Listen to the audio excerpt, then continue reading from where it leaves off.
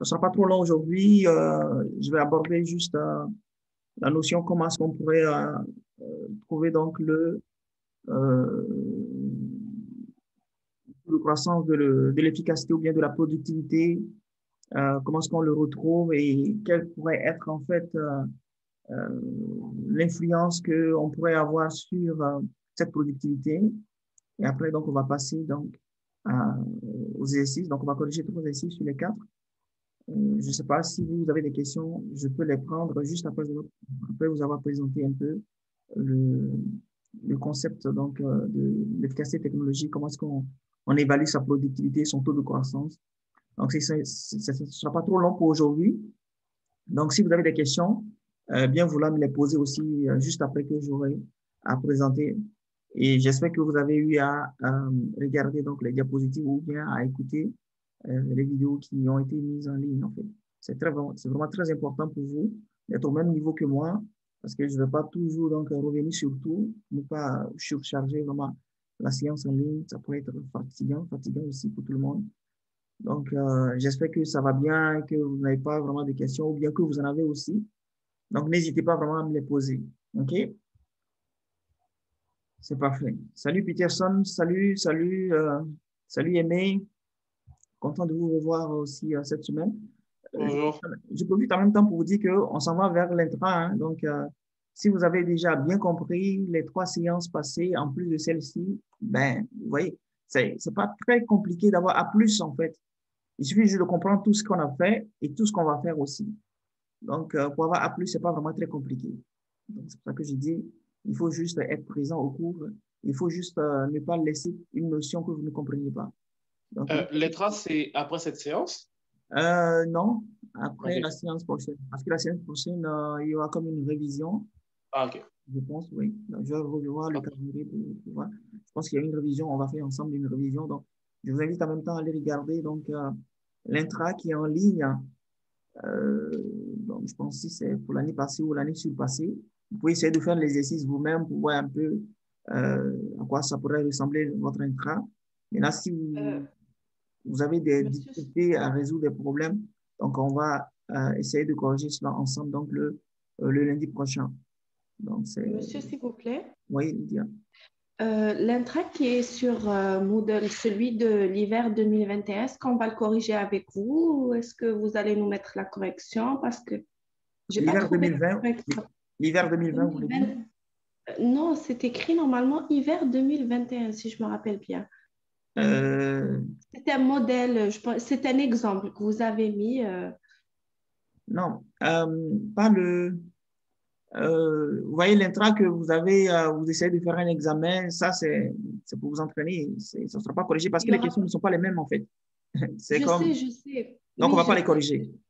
Je voulais juste savoir, est-ce que vous allez nous mettre la correction, c'est tout. Parce qu'il y a certaines questions que je n'ai pas compris. Ouais, peut-être que vous pourrez les noter, mais on ne va pas vous mettre la correction parce en fait ce dont je parle, c'est il y a un autre, comment je vais dire, Je sais, j'ai vu les fichiers où il y avait intra et finaux. exactement, c'est Moi, ça. voilà, moi je parle de celui qui était tout seul. Non, Je non, non, on voulais ne va pas savoir, corriger est-ce ça. que... ah, j'ai cru qu'on allait le faire avec vous le jour des révisions et tout. Non, non, on ne va pas le faire. On ne va pas le faire. Donc, Maintenant, s'il y a une notion vraiment qui est là-dedans que vous ne comprenez pas, vous pouvez me poser la question et je vais répondre sans problème. Sauf qu'on ok, d'accord. va pas Je pouvoir le pourrais faire vous ensemble. poser la question, donc quand on va faire la révision, je vais prendre le temps de vous Ouais, sans demander. problème, il n'y a pas de Ok, souci. merci beaucoup. Bienvenue. OK. Donc, est-ce que tout le monde est content? Moi, je suis content. Donc, on va y aller. Je vais vous présenter euh, un peu donc, la notion de la croissance du point de vue donc, de la productivité. Parce que on avait jusqu'ici, on avait expliqué que la production totale, c'est A, donc de type cope de glace. Et n'oubliez pas non plus, donc ce type de production, c'est une fonction de production de type cope de glace, où Y est la production totale ou le PIB, A c'est l'efficacité technologique ou bien la productivité, et K c'est le capital, L c'est le nombre de travailleurs ou bien la population. Okay. Donc je disais que alpha représente le pourcentage des revenus liés au capital ou bien le pourcentage des profits dans le PIB. Et 1 moins alpha, c'est le pourcentage des revenus liés au travail. Maintenant, on a eu expliqué qu'on peut transformer le revenu total en revenu par habitant pour avoir petit y qui vous donne en fait A fois petit k exposant alpha. On avait expliqué ça. Et on avait dit que pour que le revenu par tête puisse augmenter, il faut que soit A, K augmente, soit A augmente. Et la dernière fois, on a parlé donc du modèle de Solow. Le modèle de Solow qu'on avait parlé, c'est que la croissance est boostée essentiellement par le K. On suppose que A est exogène, on ne sait pas ce que c'est, on le garde ainsi et il est dit que quand on épargne beaucoup sur le revenu et que le capital se déprécie aussi à un moment donné, tant que ceci est positif, on va observer de la croissance dans l'économie. C'est-à-dire que la variation du capital qui est SY moins D fois K, quand ça augmente, donc ceci va augmenter et donc on va avoir plus de croissance, donc Y aussi va augmenter.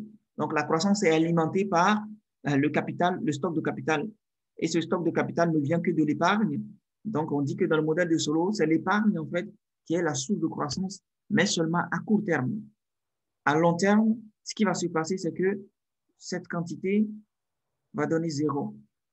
Elle va toujours donner zéro à l'état stationnaire. C'est l'état dans lequel le capital créé et en même temps que le capital détruit. Du coup, la variation du capital est comme nulle. Du coup, le capital est toujours constant. Et quand le capital est constant, vous voyez, cette quantité sera constante.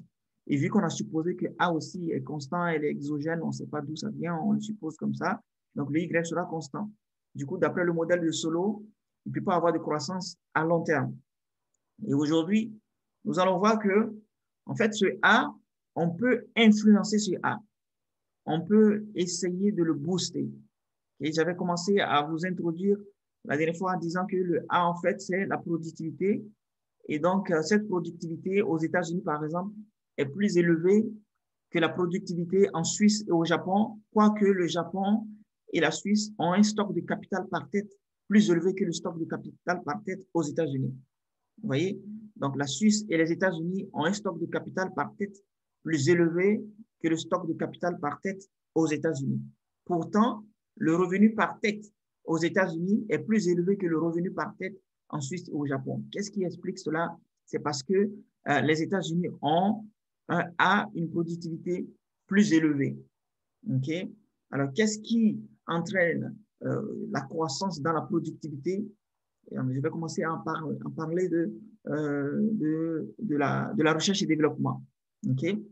Alors, on va continuer un peu donc avec aussi le modèle de Solow, premièrement, et après, je vais vous parler un peu donc de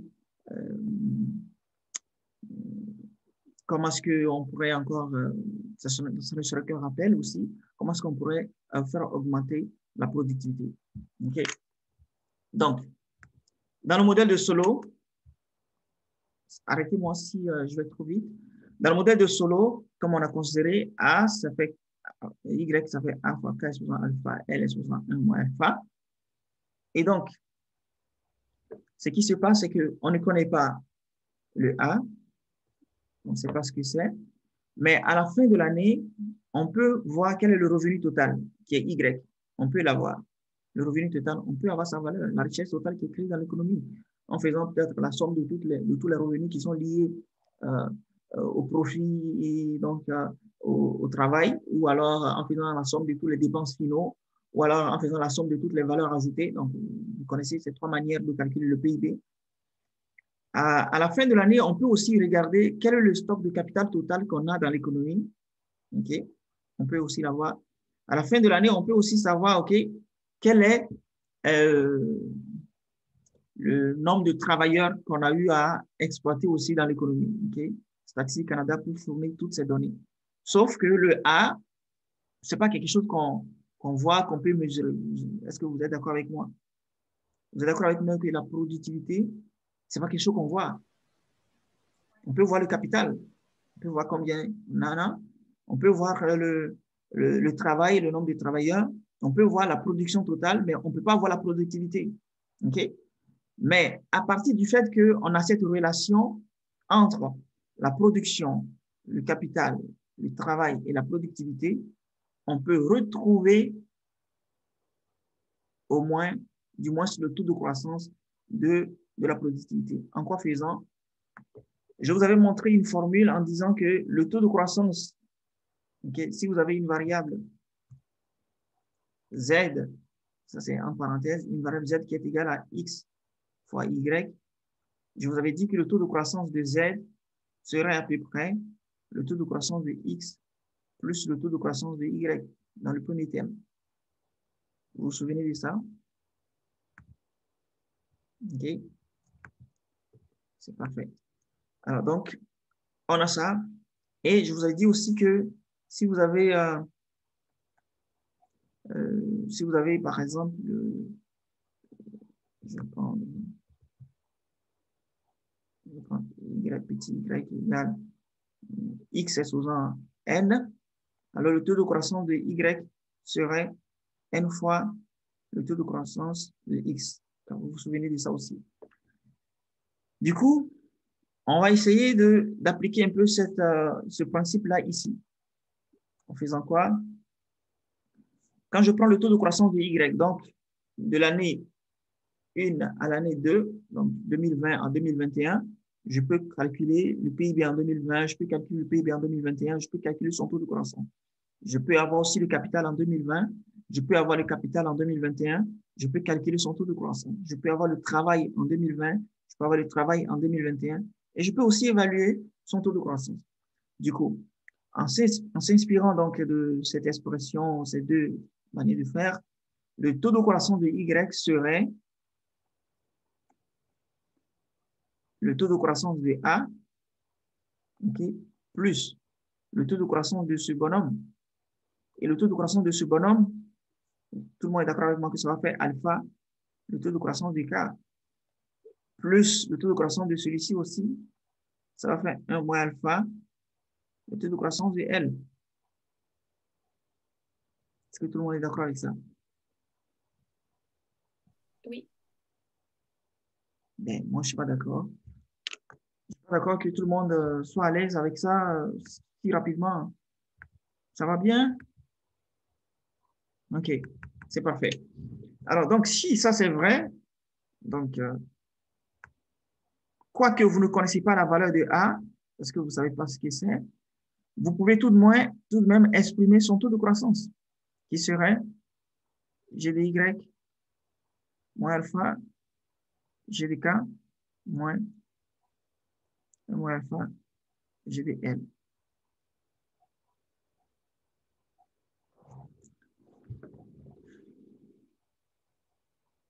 Vous voyez ça? Pardon, monsieur? Oui. Dans l'exemple du cours, on a eu la même formule et quand j'ai fait l'exercice avec la même formule, j'ai pas trouvé les mêmes résultats que dans l'exemple, alors que j'ai fait exactement les mêmes chiffres. Exemple, vous parlez de l'exemple ou bien des exercices qu'on va traiter bientôt. Non, non, de l'exemple qu'on a vu au cours, genre dans les acétates. OK. Je vais projeter. Donc, et puis on va regarder ça ensemble. Moi, t'es pas seul, moi non plus, j'arrivais pas pour l'exercice de l'acétate. Des exercices du cours, j'ai eu la même chose, mais pour le site de l'acétate, c'était pas la même chose. Okay. Oui. On va voir ça. Assurément que ça pourrait être une erreur.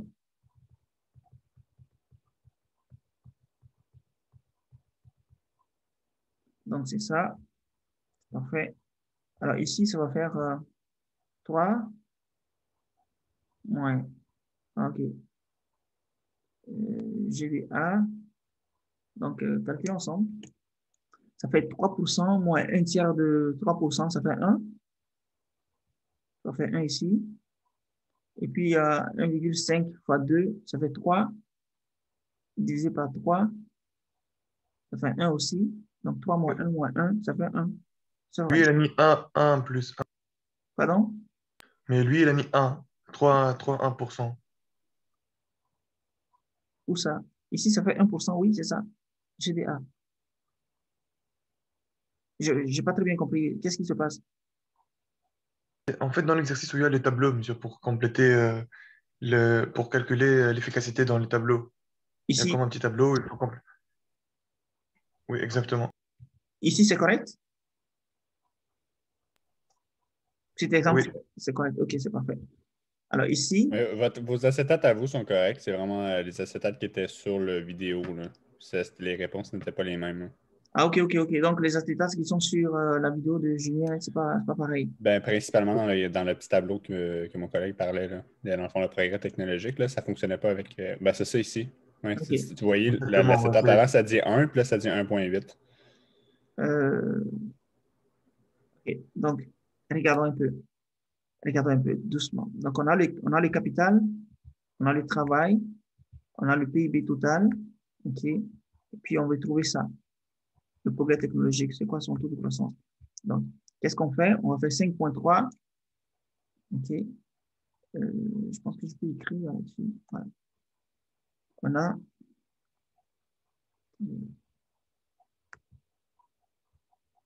voilà.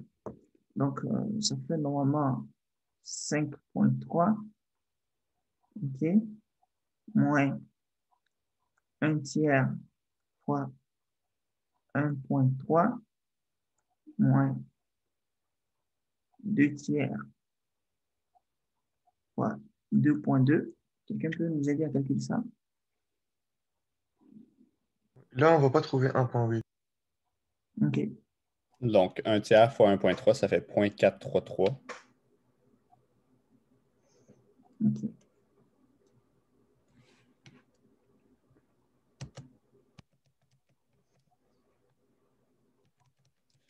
Puis 2 tiers fois 2,2, ça fait 1,4667.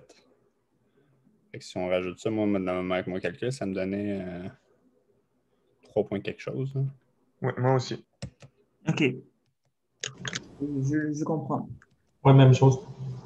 Oui, je comprends donc ce qui se passe. Alors, revenons un peu en arrière.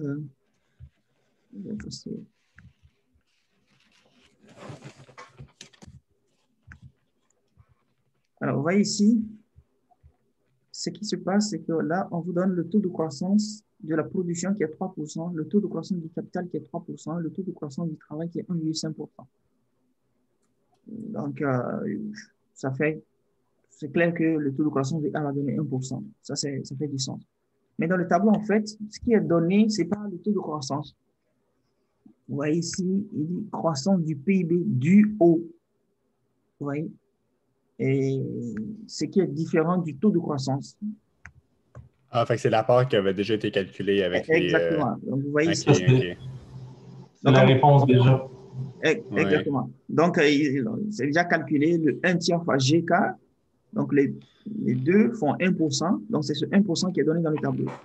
Et ça fait 1%, c'est celui qui est donné dans le tableau. Donc, dans le tableau, en fait, c'est un tiers de G de capital qui est donné et 2 tiers de G de Égal capital. 1,3. Ok, Donc, je si vous comprends. faites 1,3 moins 2,2 moins 1,3 directement pour voir ce que vous allez trouver. Ok, parfait. Voilà, ça marche. OK, c'est parfait. Ça marche. Parce qu'à l'examen, est-ce qu'il va falloir être conscient de ce genre de petite pogne vocabulaire-là ou est-ce Ouais. que ça va être. Oui? Oui, il faut être, oui, tout à fait. La Ok. croissance due à, c'est différent donc du taux de croissance de. Donc, quand on vous donne le taux de croissance du capital, c'est le taux de croissance du capital. Mais quand on dit la croissance du PIB qui est due euh, au capital, vous voyez que c'est totalement différent. Ok, parfait. Merci beaucoup. Donc, on retourne donc sur. Merci d'avoir posé cette question. Ça permet de mettre, d'expliquer à mieux les choses. Donc, avec ça, on a une belle formule qui peut nous aider vraiment à calculer le taux de croissance de la production. Et ça, c'est vraiment important.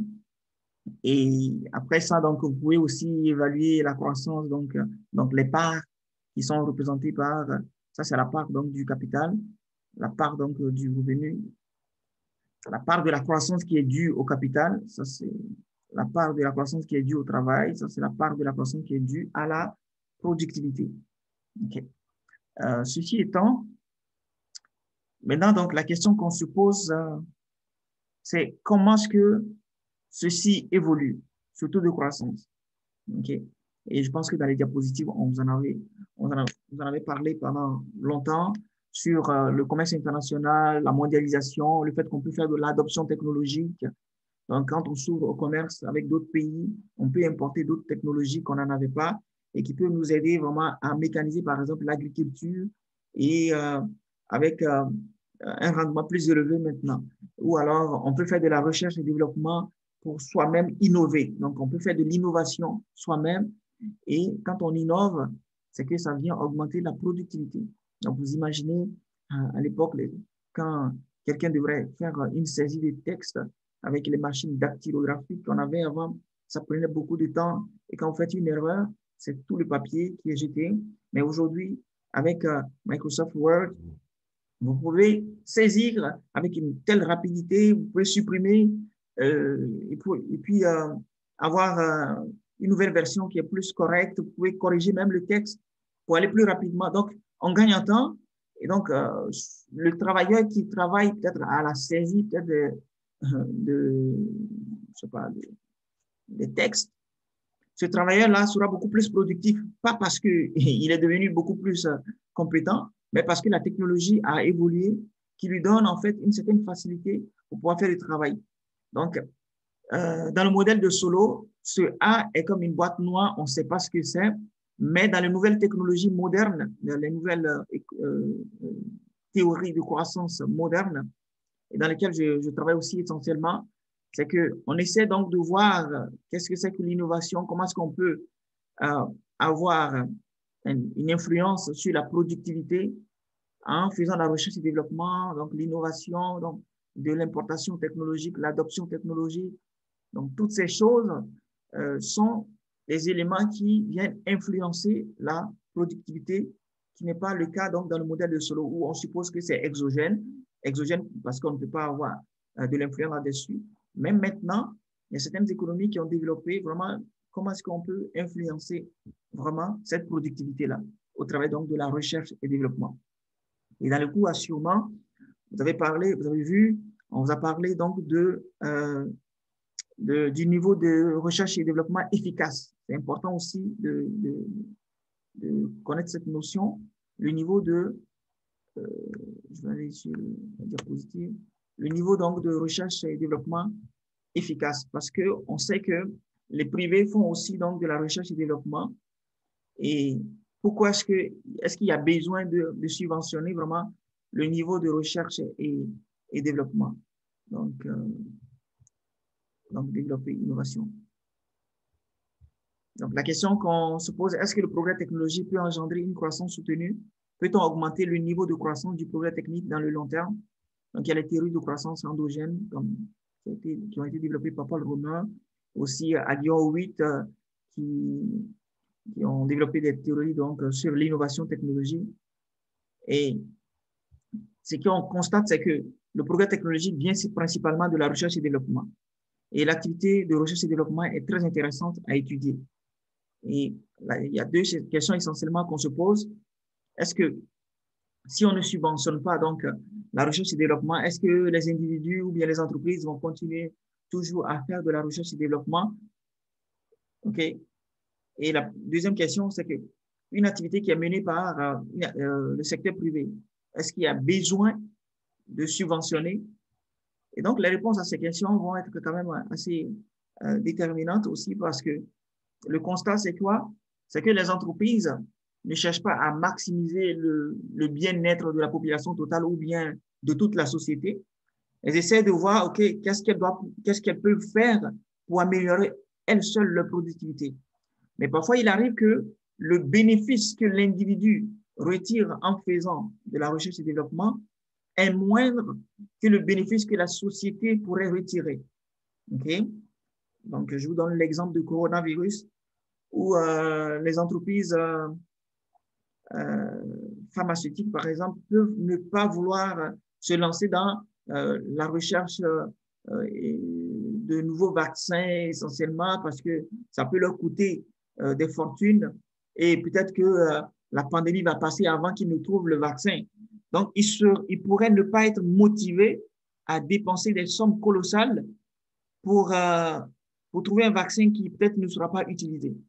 Donc, les entreprises vont être subventionnées par les gouvernements pour qu'elles puissent vraiment se lancer là-dedans et quand elles trouvent, elles vont bénéficier et ça va bénéficier aussi à toute la société. Donc, il y a la notion donc de bénéfice à la société entière et puis le bénéfice privé, donc, ou bien bénéfice non appropriable. Okay? Donc, on va comparer donc ces deux bénéfices. Je sais que ici, voilà, c'est ça. On va comparer le bénéfice marginal et puis le bénéfice social. Si le bénéfice marginal est beaucoup plus grand,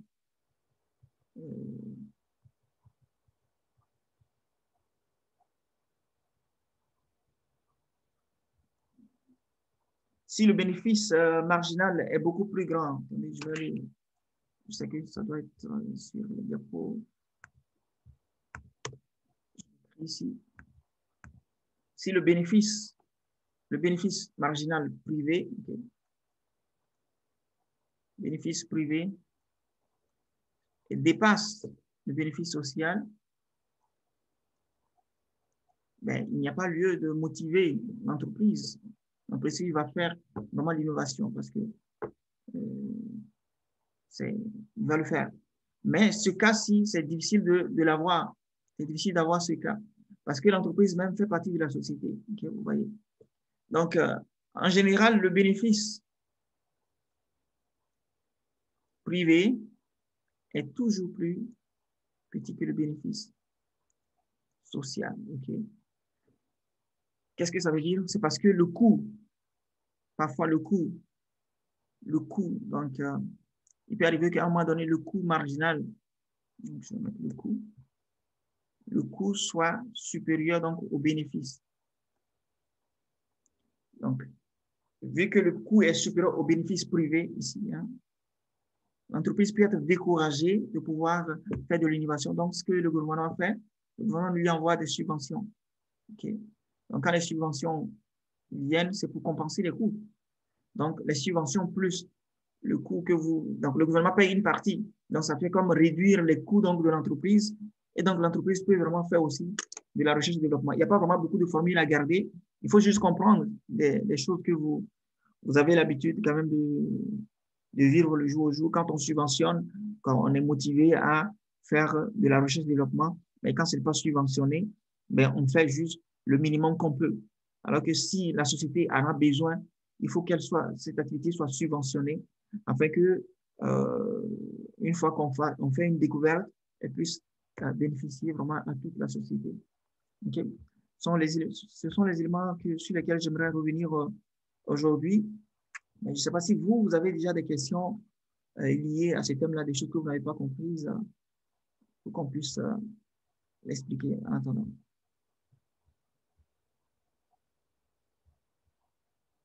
Okay. J'aurais une question. Oui. Je me demandais, dans la formule des taux de croissance, oui.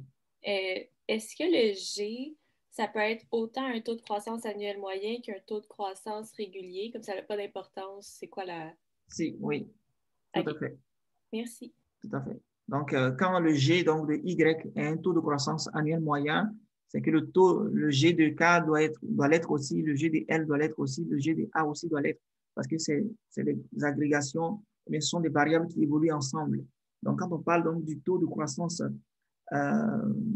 donc d'une période à une autre, le taux de croissance simple, il faudrait que ça le soit aussi pour le A, le K et puis le L. Donc, ça doit être la même définition pour les mêmes taux de croissance. Mais, on peut l'utiliser, le taux de croissance annuel moyen, tout comme le taux de croissance simplement.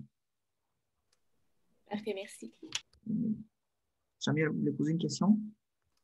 Oui, moi, c'était relié aux exercices, par contre. Je ne sais pas si vous voulez rentrer dans ça tout de suite. Oui, on va entrer dans l'exercice bientôt, s'il y a personne qui a des questions. Moi, j'avais une question. OK. Donc, c'est parfait. Alors, donc, dans l'exercice,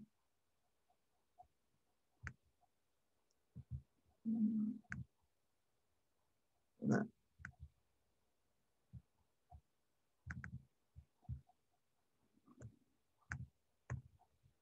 Alors, ici,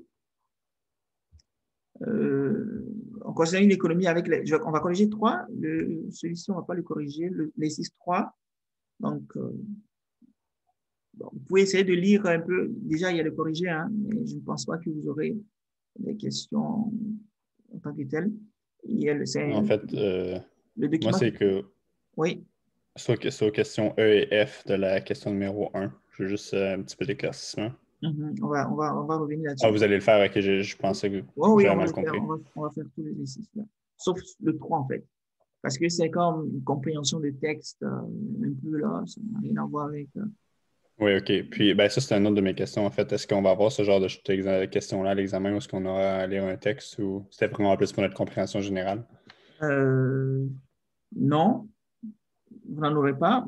Par contre, vous aurez des exercices comme de ce type. Si. Vous voyez, Okay. c'est que vous, par exemple, ici, là, quand on vous a fait un graphique, mais on pourrait mettre un texte où on vous dit que, OK, il y a une corrélation positive entre le bonheur et la confiance. Et donc, un texte de, je sais pas, 4 lignes, pas un document comme ce qu'on vous demande, un texte de 4 lignes. Et puis, on vous pose des questions comme ça là-dessus. OK? Donc, mais pas à lire un document. Ça, c'est juste pour vous aider dans votre compréhension générale, pour vous habituer aussi à lire un peu les articles, mais pas pour Parfait, merci. l'examen. Alors, donc, le premier exercice, ça rejoint un peu donc les calculs que j'ai fait tantôt.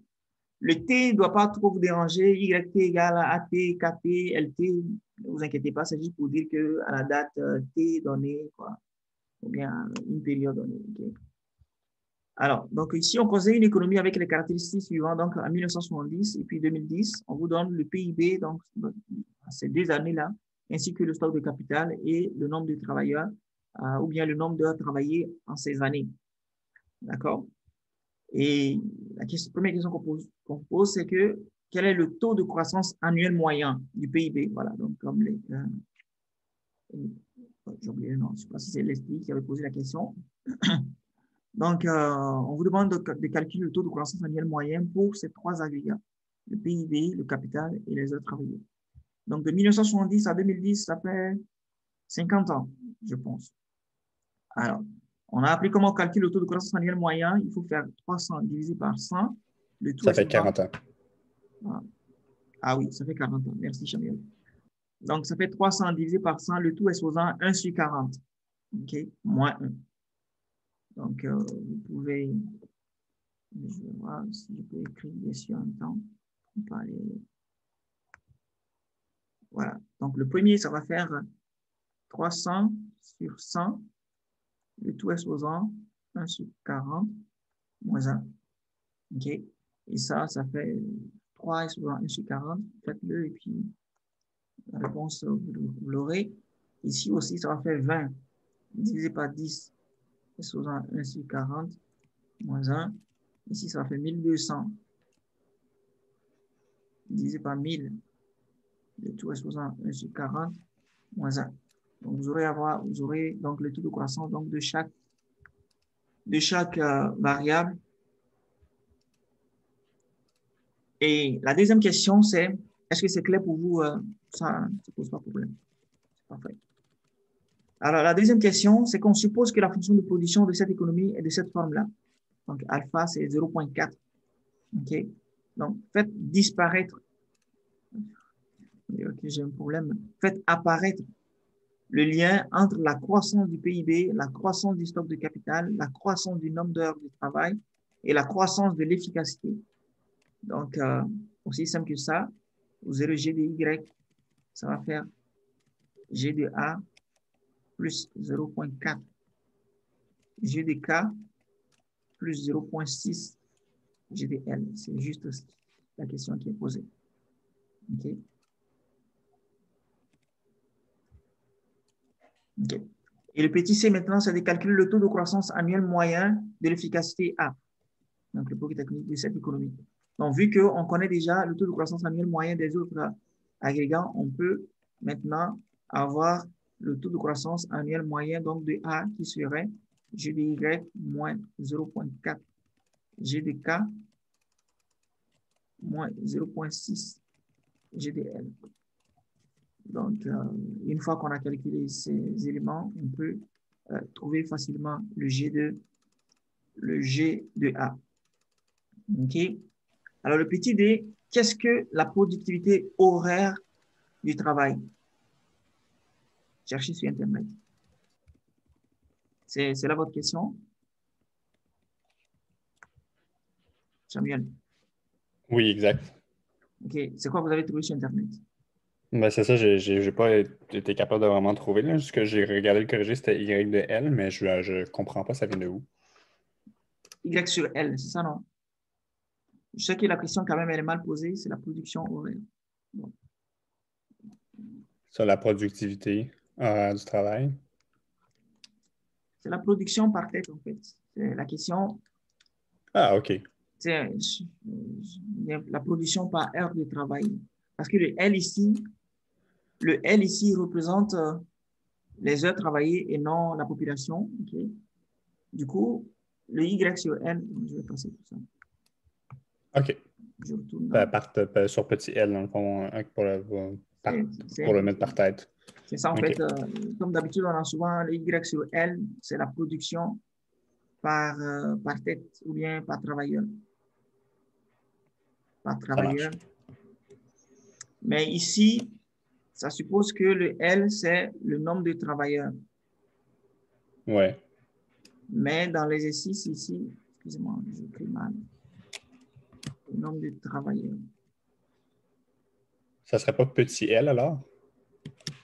Quand on parle de L, en tout cas dans les capsules, quand Julien, je pense son nom, il parlait le grand L, c'est pour le pays au complet ou pour alors que petit L, c'est par travailleur. Le petit Y, par travailleur. Le grand L, c'est toute la population. Fait que ça va nous donner par le petit Y. OK. Donc, ce qui se passe, c'est que dans l'exercice ici, le Y, non, le L, c'est le nombre total d'heures travaillées. Dans l'économie au complet. C'est ça, dans l'économie. C'est le nombre total d'heures travaillées. Du coup, si vous faites Y sur L, ça va vous donner la production par heure travaillée. D'accord. Et non la production par tête. Donc, la question qui est posée vraiment, c'est quelle est la productivité horaire, donc par heure travaillée. OK? Donc, cette productivité horaire, c'est rien d'autre que Y sur L. Donc, petit b. Voilà, c'est ça. Donc, c'est la quantité produite par heure travaillée. OK? Donc, Y sur L. Parfait. OK. Là, et ça devrait me répondre à mes autres questions. C'est ça. Donc, c'est dans le fond petit Y. On va vous amener encore donc, dans le petit Y. Et ce qu'on pose maintenant comme question petite e, c'est de calculer le taux de croissance annuel moyen de la productivité horaire du travail. Donc, le petit Y. Mm-hmm. Excusez-moi. Oui. Pour le petit D, dans le fond, le par travailleur n'a pas lieu d'être. C'est vraiment juste la productivité en une heure de travail. Mais c'est pas pour une tête. Non, c'est par heure. OK, parfait, merci. C'est ça. Donc, ici, le petit Y, c'est vraiment toujours comme grand Y sur L, sauf que l'interprétation qu'on lui donne, en fait, diffère. Quand le Y, c'est la population totale ou bien le nombre de travailleurs, le petit Y serait la production par travailleur. Mais quand le L, c'est l'ensemble des heures travaillées, donc on combine les heures de tout le monde, ça fait les heures travaillées. Donc, qu'on note petit grand L, okay, ce n'est plus la population, mais c'est les heures travaillées. Alors, petit Y serait alors la production par heure travaillée. Parfait. Alors, donc, si on veut le taux de croissance de petit Y, qu'est-ce qu'on fait? On connaît la formule. Ça fait le taux de croissance de Y moins le taux de croissance de L. OK. Ça, tout le monde est d'accord. Alors, la dernière question, peut-être, va mélanger peut-être encore d'autres personnes. C'est que là, ils veulent la part. Attends, monsieur, je n'ai pas compris le E. Le E, c'est de calculer le taux de croissance annuel moyen de la productivité horaire du travail. Or, la productivité horaire du travail, c'est quoi? C'est Y. Petit Y. Cette quantité qui est définie en petit d. Alors, donc, son taux de croissance serait quoi? Ce serait seulement le taux de croissance de celui-ci, moins le taux de croissance de celui-ci, comme on l'avait donné. On avait dit que c'est le rappel mathématique, hein. On avait dit que si vous avez Z qui est égal à X sur Y, alors le taux de croissance de Z serait le taux de croissance de X moins le taux de croissance de Y. C'est cette formule-là que j'ai utilisée. OK? Est-ce que vous pourriez faire la démarche complète, s'il vous plaît, parce que j'ai pas compris le numéro. Lequel? Le E? Oui, le E, effectivement. Oui, donc j'ai dit, c'est le bon de répéter, petit y, ça fait grand Y sur grand L, qui est la production horaire du travail, donc la production par heure travaillée. OK? Alors, si on veut le taux de croissance de ce bonhomme, ça va faire juste le taux de croissance de ça, moins le taux de croissance de celui-ci. C'est juste cette formule de taux de croissance qu'il faut juste appliquer dans le rappel mathématique. OK? Si j'étais Y fois L, on allait mettre plus. Mais quand c'est Y sur L, ça fait moins en termes de taux de croissance. OK, parfait. C'est simple, merci. C'est ça. Quand c'est la multiplication, on fait plus. Quand c'est la division, au niveau de taux de croissance, on fait moins. OK? C'est parfait. Alors, le F, alors il dit, quelle est la part de la croissance de la productivité horaire du travail attribuable au progrès technologique? Donc, en d'autres termes, je vais reformuler, c'est quelle est la part de la croissance de la productivité horaire du travail due au progrès technologique? C'est-à-dire que ça, on met Y. Et ça, c'est A. OK? Donc, on veut la croissance de Y qui est due à A. Donc, parfois, c'est toujours bon de reformuler la question dans votre propre compréhension. Quelle est la part de la croissance de Y qui est due à A? Donc, ça fait juste G de A divisé par G de Y.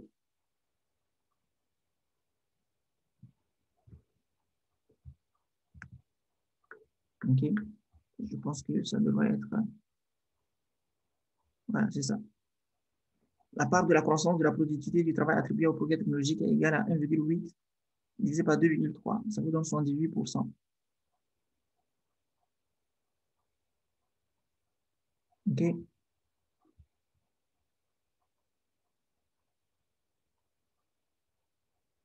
qu'il y a des questions? 6.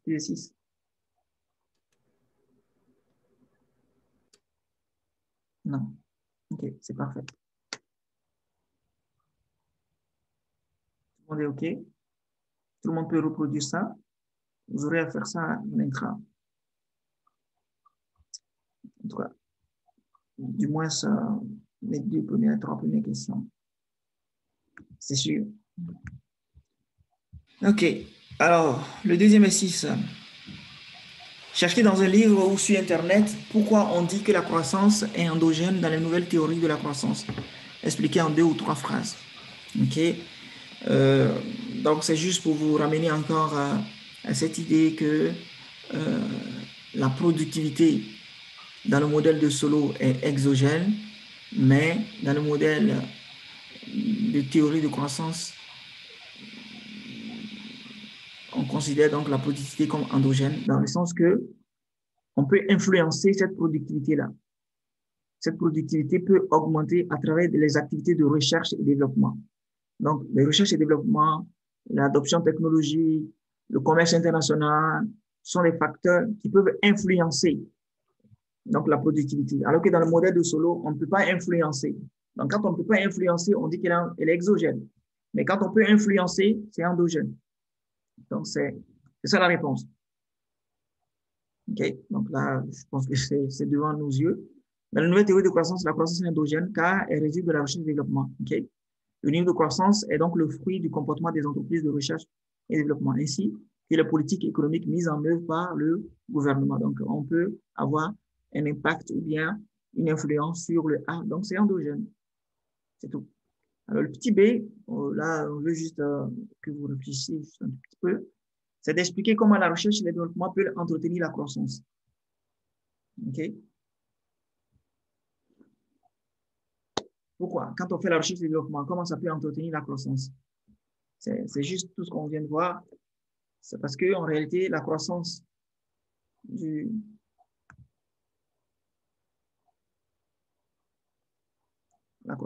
PIB n'est rien d'autre que la croissance de A plus alpha, la croissance de K plus 1 moins alpha, la croissance de L.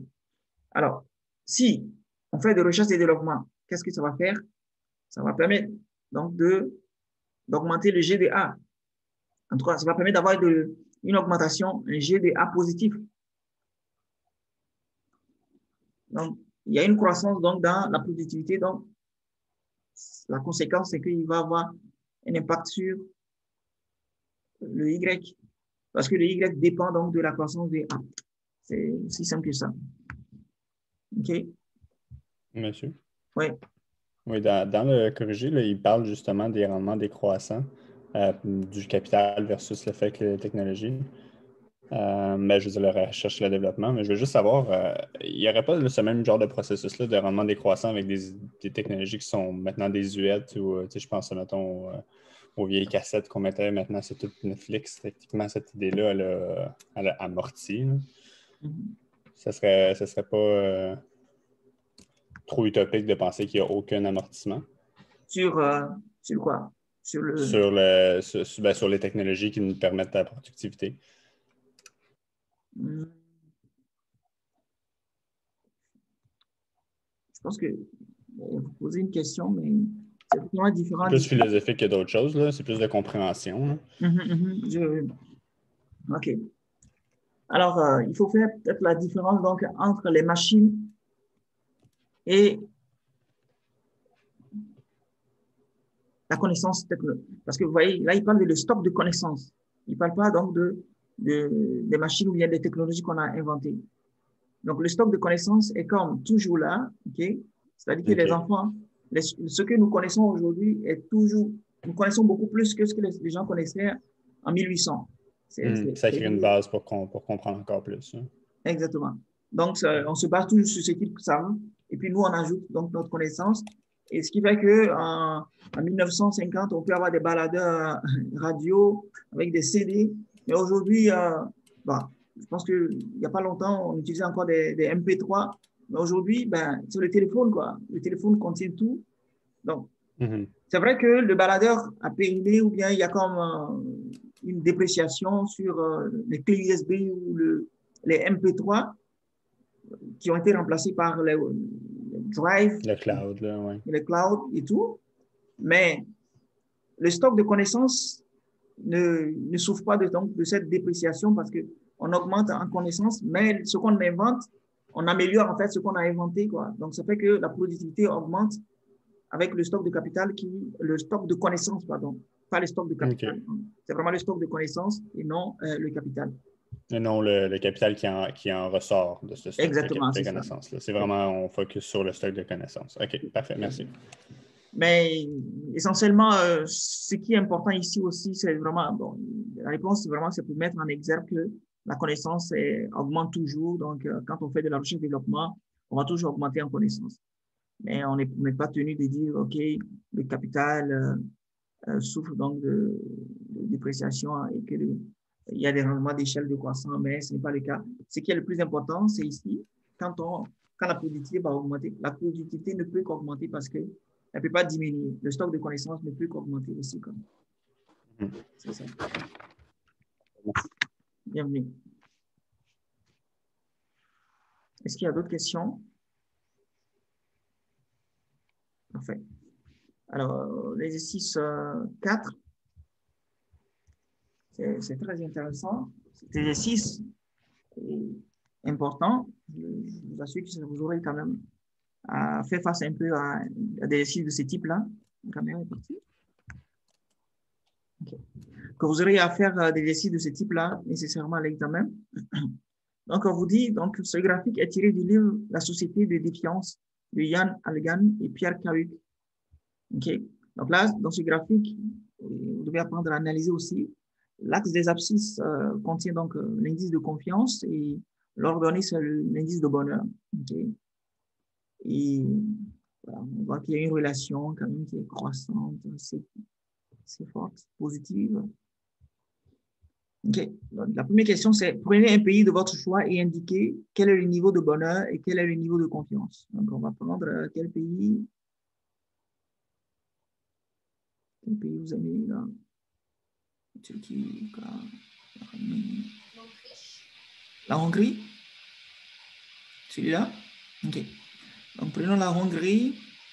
On voit que son niveau de confiance, ça fait 0,28, je vais le dire comme ça. Et son indice de bonheur, ça fait 6,3. OK. On peut dire ça. Le niveau de confiance, c'est 0,28 et le bonheur, c'est 6,3. OK. Maintenant, quelle est la corrélation entre ces deux variables? Expliquez. Qu'est-ce que vous pensez? La corrélation, elle est positive parce qu'on a une relation croissante. C'est-à-dire que quand la confiance augmente dans l'économie ou bien entre les agents économiques, le bonheur aussi augmente. OK? On observe les deux ensemble. OK? Je sais que Samuel lui dit, la question suivante me pose la question alors. Le petit C alors. Discuter la causalité entre ces deux variables. OK. Maintenant, qu'est-ce que vous pensez? Parce qu'on est beaucoup plus confiant, donc on a du bonheur, ou bien on fait confiance aux autres, donc ça nous profite du bonheur, ou alors parce qu'on a du bonheur, on arrive à faire confiance aux autres. D'après moi, il y a une variable omise à l'intérieur de ce graphique. OK. Donc, il pourrait y avoir une variable omise qui fait en sorte que les individus arrivent à se faire confiance plus et cette variable-là produit encore le bonheur chez les autres.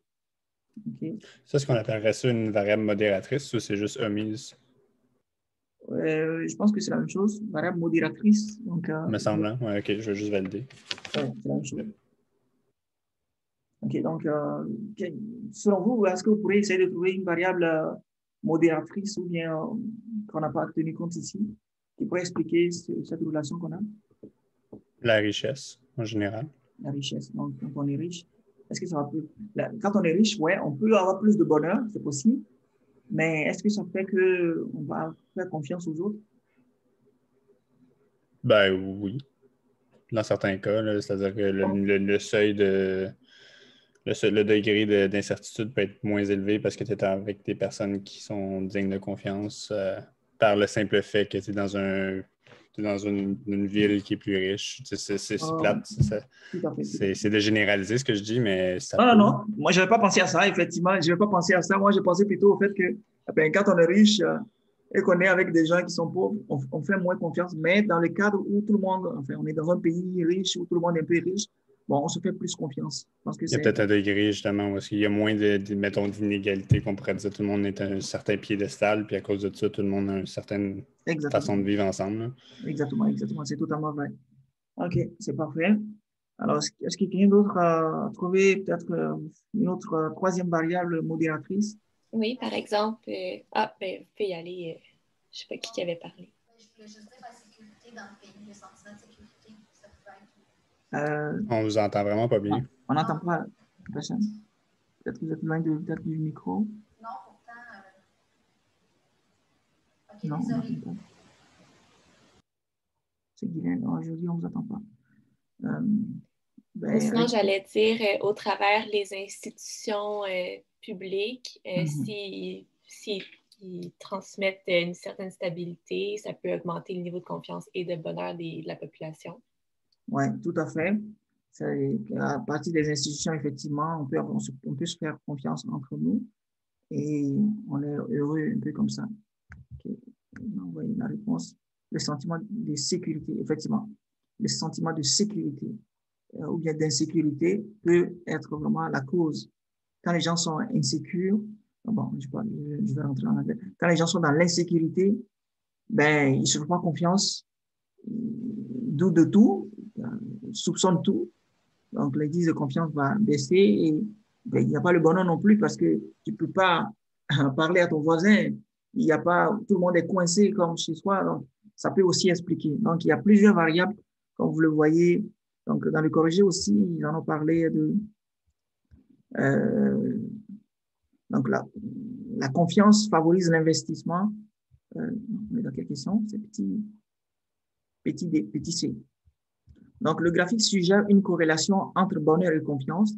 À partir de ce graphique, il n'est pas possible de tirer de conclusion sur le lien de causalité entre les deux variables. C'est important. Donc, le bonheur peut en effet jouer sur la confiance, tout comme la confiance peut jouer sur le bonheur. Enfin, il peut aussi y avoir donc une corrélation observée, peut-être qui est tirée d'une variable omise ou bien d'une variable modératrice, qui est l'instabilité politique, par exemple, qui peut réduire la confiance et le bonheur. Okay. Donc, l'instabilité politique, l'insécurité ou les institutions ou la richesse même du pays en soi. Tout à fait. C'est parfait. D'accord. La dernière question, c'est dans une étude avancée, Algan et Cahu mettent en avant l'impact causal de la confiance sur le bonheur. Donc, eux, ils sont arrivés à montrer que c'est la confiance qui a un effet sur le bonheur. Vous, qu'est-ce que ça pourrait... Comment est-ce que ça pourrait être possible? Comment est-ce que la confiance pourrait avoir un impact sur le bonheur? Donc là, nos réponses, on part de l'assumption que c'est causal. Il n'y a plus de question de si c'est une corrélation ou une causalité, c'est vraiment causal. Tout à fait. Donc, si on parle de ce fait-là, parce que dans le petit C, on ne sait pas encore. Mais si eux, ils sont arrivés à le montrer pour de vrai, alors, comment ce mécanisme-là est possible? Donc, de la confiance vers le bonheur.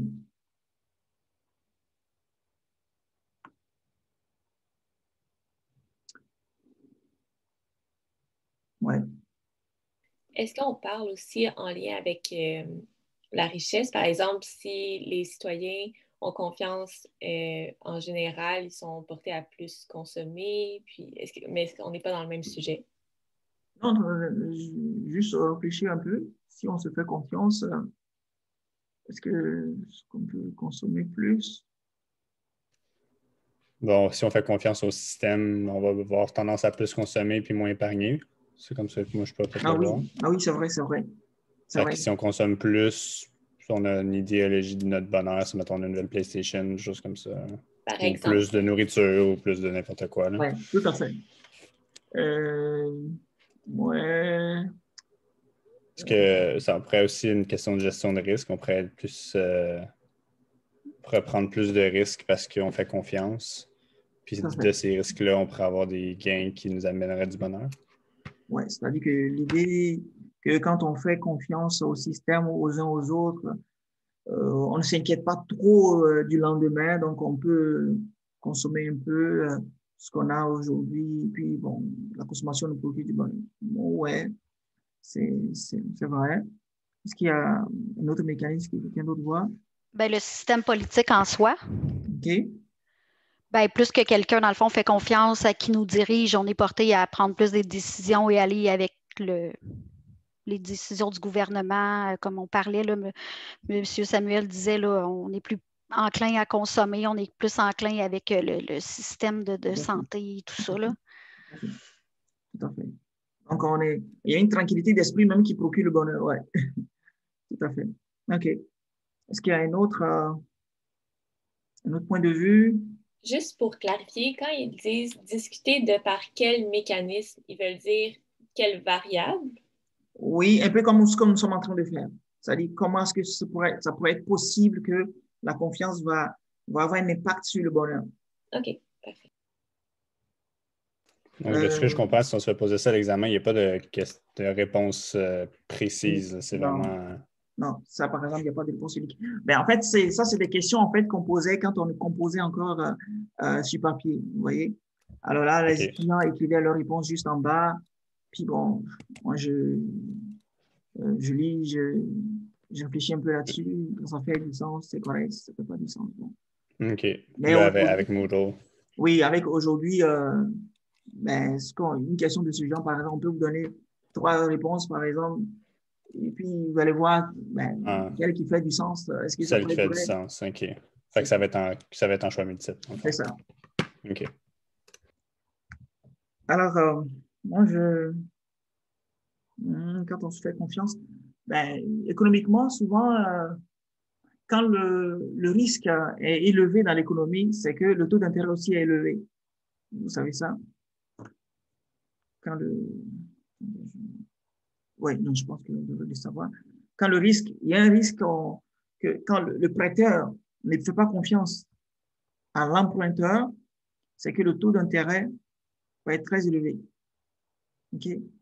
Et quand le taux d'intérêt est très élevé, ce qui se passe, c'est que le montant que vous empruntez, donc l'investissement, attendez, je vais commencer par mettre taux d'intérêt, c'est mieux que de mettre le R. Donc, risque élevé veut dire intérêt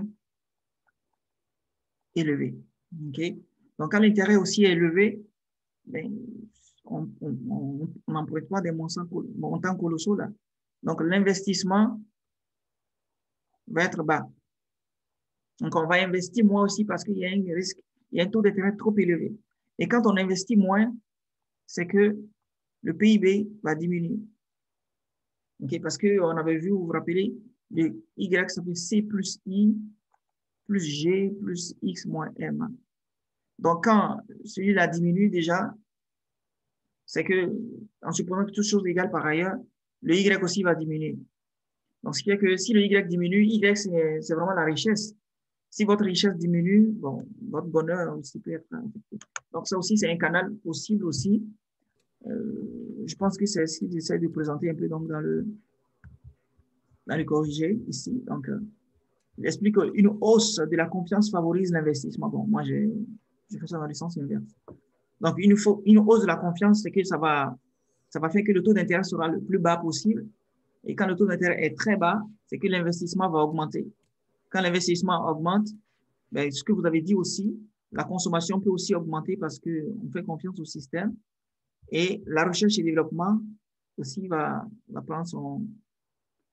aussi évoluer. Et donc, ça va affecter l'économique, la croissance économique, donc le Y, et donc le bonheur aussi. Ouais, c'est totalement vrai. OK. Donc, ça fait les 4 thèmes qu'on a abordés et ça vous donne quand même beaucoup d'intuitions macroéconomiques. Vous pouvez écouter l'actualité économique, faire des débats, des discussions, faire des débats, des discussions pour pouvoir voilà, donner aussi votre avis. Et pendant que vous parlez, vous avez aussi des formules qui circulent dans votre tête aussi. OK? Donc, je ne sais pas si vous avez d'autres questions que vous avez envie de me poser pour aujourd'hui. Aujourd'hui, ça n'a pas été très long.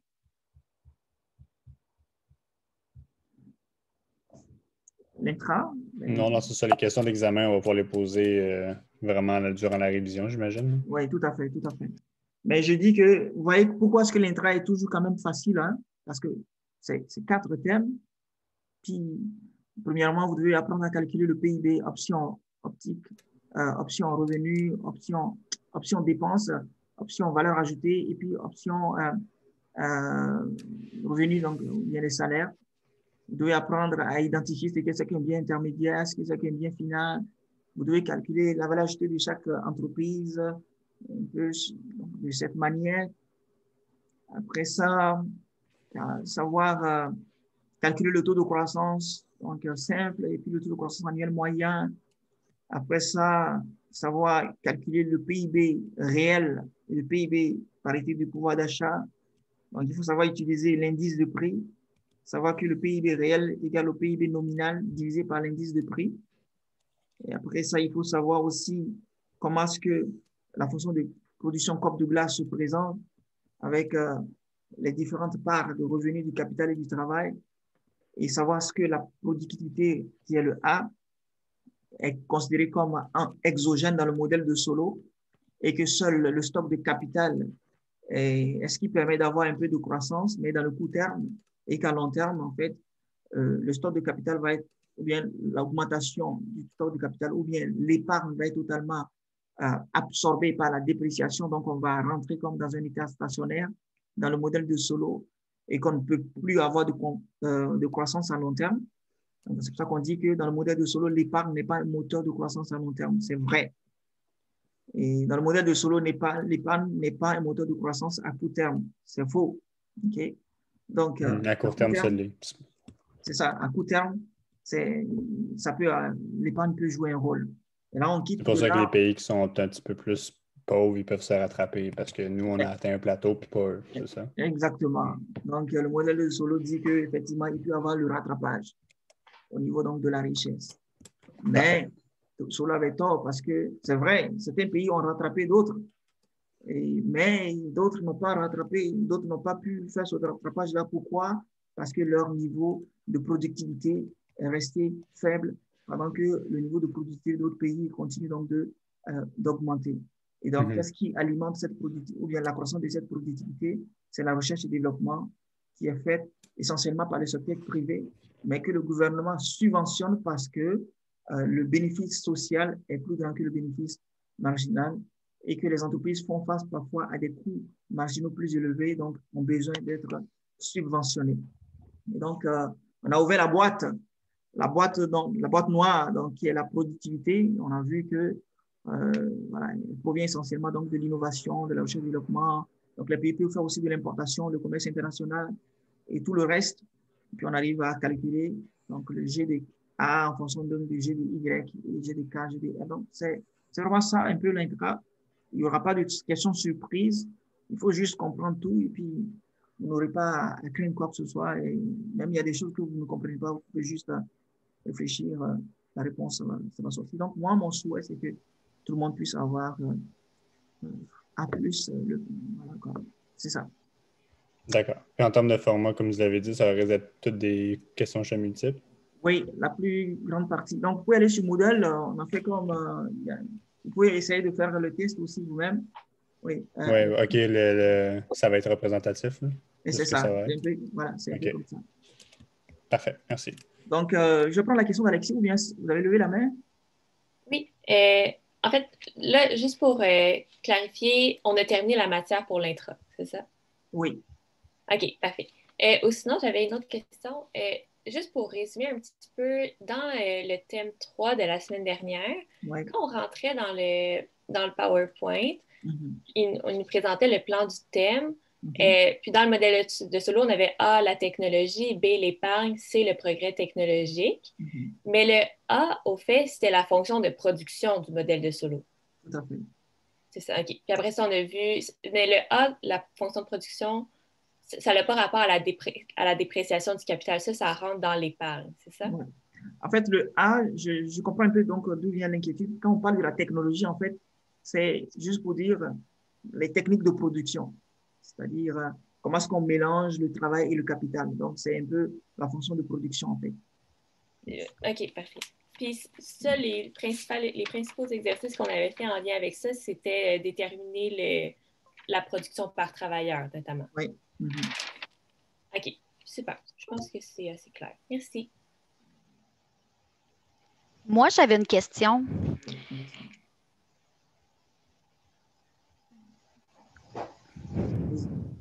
Dans le calcul de la productivité, tantôt, quand vous avez fait les calculs, le 1 moins alpha GL, vous ne l'avez pas écrit. Est-ce qu'il faut toujours l'écrire dans les calculs, le 1 moins alpha?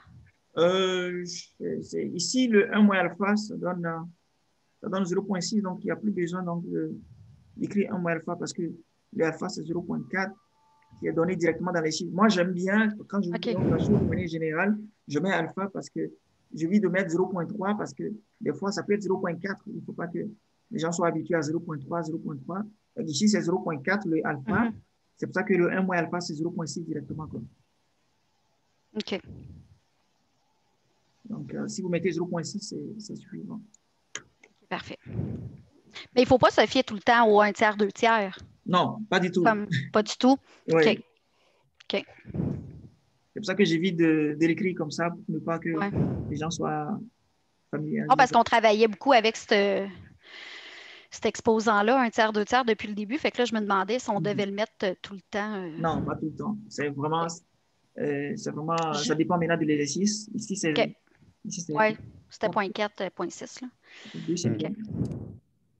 Ça va nous être spécifié dans les détails de l'exercice. OK. C'est ça. Parfait. Messieurs, savez-vous, il peut y avoir combien de questions dans l'examen? Peut-être qu'on a posé la question plus tôt, je n'ai pas compris. Oui, il va y avoir quand même beaucoup de questions. Un peu comme l'examen Intra qui est sur Moodle. Je sais qu'avant, on avait comme 15 questions QCM et puis avec 4 exercices. Donc, ça va être à peu près la même chose. Mais une vingtaine de questions. Pardon? Une vingtaine de questions, oui. OK, parfait. Et en général, ils en finissent toujours une heure même, il y en a qui finissent. Hein, donc, c'est rare de voir quelqu'un qui attend dans la salle jusqu'à la fin. En tout cas, quand on surveille avant, on peut dire que le temps quand même est assez toujours suffisant, quoi, si c'est le but de la question. Est-ce que c'est à caméra ouverte aussi? Est-ce qu'on doit se connecter sur un Zoom? Oui, donc on va se connecter ensemble, mais le but n'est pas de vous surveiller pour voir si vous regardez dans vos notes ou pas. Le but, c'est vraiment que, parce qu'il y en a qui vont avoir des questions, vous voyez, c'est-à-dire que vous lisez la question, vous ne comprenez pas ce que ça veut dire, dans le sens que, vous voyez ici, le R travaillé tantôt quand Samir avait posé la question. Ça paraît quand même un peu plus fou. Donc, il peut m'écrire directement sur Zoom. Moi, je suis connecté, vous pouvez fermer vos caméras, vous pouvez les laisser ouvertes. Et puis, la personne m'écrit dans le chat en privé. Et puis, moi, je lui réponds aussi concernant la question. Ah, OK. Donc, c'est vraiment plus au cas qu'on a une question à vous poser et non pas pour vérifier notre identité, etc. Parce que on n'a pas pensé à ça. L'identité, ouais, tout à fait. On a certains cours qui nous demandent de montrer notre pièce d'identité au début de l'examen avec notre face à côté. On n'avait pas pensé à ça. On n'avait pas pensé à ça. Je vais en parler un peu avec les autres profs parce que, on n'avait pas pensé à ça. Il n'y a pas de souci. Vous reviendrez sur des petits détails comme ça. C'est pas grave. On n'avait pas pensé à ça. Donc, il se pourrait que quelqu'un donne ses identifiants à une autre personne qui a déjà fait la matière et puis fait l'examen à sa place. Donc, bon, ça, c'est des aléas qui arrivent. Mais on va en parler comme ça, on peut se montrer vraiment Parce que sur Moodle, on peut voir les activités, ce qui se passe un peu, mais on ne sait pas qui se connaît. Donc, quand vous montrez un peu vos pièces, on peut savoir okay, qui est réellement. Okay. Donc, je pense qu'on va faire ça comme ça. OK. Je vais en parler et puis bon, on va se connecter pour le faire comme ça. OK. Est-ce qu'il y a d'autres questions? Non. D'accord, c'est parfait. On va se dire, Alexis, vous avez toujours la main levée, hein? Ou bien c'est moi qui ai oublié de la baisser. OK. C'est parfait. Donc, bonne journée à vous tous. On se voit la semaine prochaine pour une bonne révision, pour vous préparer aussi. Donc, parfait, merci. Bonne journée. Merci, bonne journée. Bonne journée. Merci. Ouais. Merci, bonne journée. Bye.